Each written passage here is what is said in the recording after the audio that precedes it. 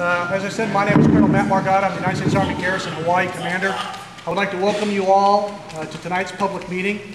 I know we're a little bit behind schedule, so I'll make these remarks rather short. There's a couple of purposes behind the NEPA process I just want to mention to you. The first one is to ensure that sufficient information is provided to government for informed decision making. The second purpose behind the NEPA process is to ensure that the public has a chance to participate in those that decision-making forum. So that's why we're here tonight, is to solicit the feedback and to get the comments from the community on the use of Makua. Now let me stress that the feedback and the comments that you provide here tonight are important to the Army, and they are considered in those decisions. Just as an example, if you take a look at the draft EIS right now, there's 750 pages in that document that's devoted to Army responses to comments that have been given to us previously. So the Army does consider your comments and does take it into consideration, and we do think it's important. The other piece I want to reiterate to everyone is there has been no final decisions with regards to the use of Makua. The Army will not make a decision on that until we hear your feedback.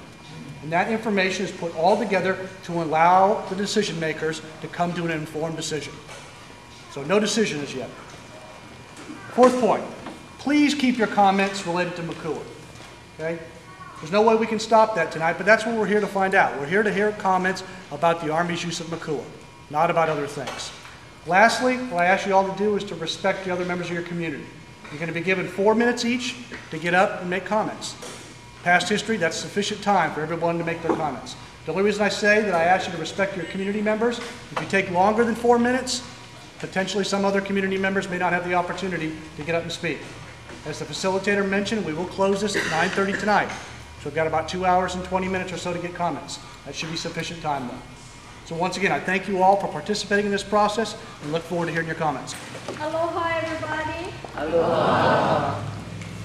My thing is that the Army had it for over 60 years, and I'm trying to teach my children how to respect the culture, love each other. But how can we do this and yet the military trying to cut our line? You know, love them, respect them. I still say we should respect each other. The war power already. The war is someplace else already. Give us back what is ours so we can teach and train our children what's going on our land. And for 63 years and just live it like that, it's shameful. Shame. Hila hila. You know, it shouldn't be like that. But this is what we're faced with. And I cannot do it alone. Myself and my family cannot do it alone. Myself, my family, and my friends cannot do it alone. But as a community, we all can do it. We need to get it back. Sure, we chased the Navy out of Kaho'olawe, but that was necessary. We try to teach our children what our Hawaiian culture was, where our people is, where our people going. All my grandchildren, great-grandchildren, all my children's people is on the city of refuge. Why? Because I fear what's happening in our world today, especially the Hawaiian Islands. We need to put it in a safe place. And how can we say the military? My father was in the First World War, Second World War, and he went to Germany. He also in the Second World War served here. My uncle served here. My cousins, I even lost a cousin who became a captain, and he died in the Korean War, a senseless war. Yeah, we don't need any more wars. If they want to fight each other, hey, let them fight each other. We are taught to love each other, no matter what. Can be somebody who with us, we still gonna love them because we were trained to do that, and we were trained to respect people. We were trained to respect our government. But how can I tell my great-grandchildren? I have 6 children, 20 grandchildren, 17 great-grands, and 3 in the oven. So I need to train them. And somebody said, oh, how old you was when you had your first child? And I said, well, I think I was old enough to have a child then. So they said, well, you look like you're only 65. And I was maybe 13 years old when I had my first child. I said, no, I'm past 70. But I'm proud to say, if we teach our people today to love each other, to respect each other, then we can go a long way. But it has to be with government. 1 minute. Okay, aloha. Okay. Aloha kako, everybody. My name is Richard Pomaitai Okalanikini. I served 4 years in the military. I joined in 1958. So I'm not anti-military.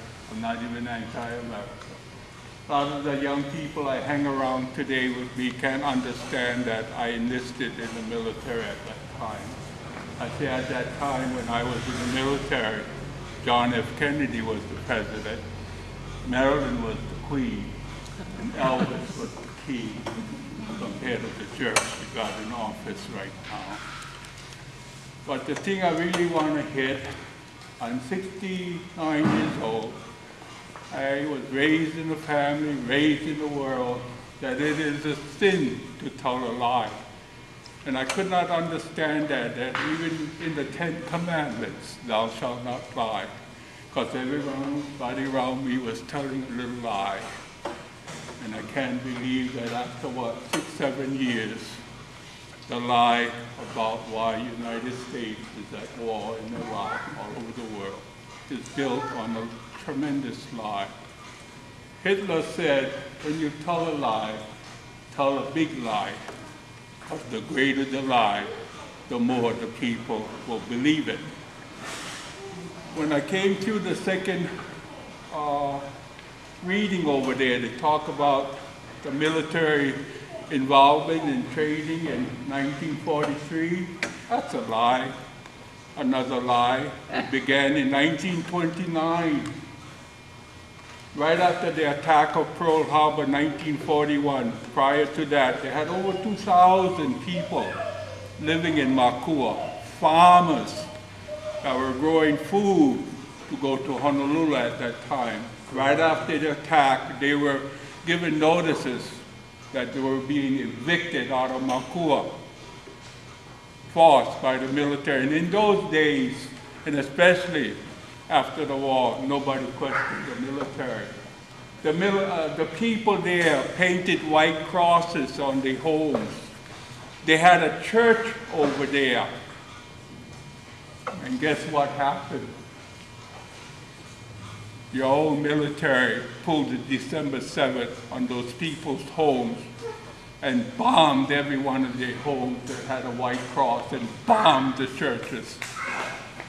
You know, enough's enough. I think it's the greatest sin to expect the youth of the American people to go die for one lie. I understand that when your country, your nation is under threat, you need a military force to defend that. But for a lie, no. Shame, shame. Makua, to me, is too special. There's too much historical native things there. Whether it's a plant, whether it's the snails, or whether it's even the Heiau area, too special. So I just don't want to bore anybody. I'm not anti-military, I'm pro-Hawai'i, but I'm very anti-telling a lie. And it bugs me that so many American people continue believing the lie of a presidential lie. To me, President Bush, Mr. Bush, should be put under house arrest and tried for crimes against humanity. That's how serious I am about this. Thank you very much. Makua E.I.S.pt6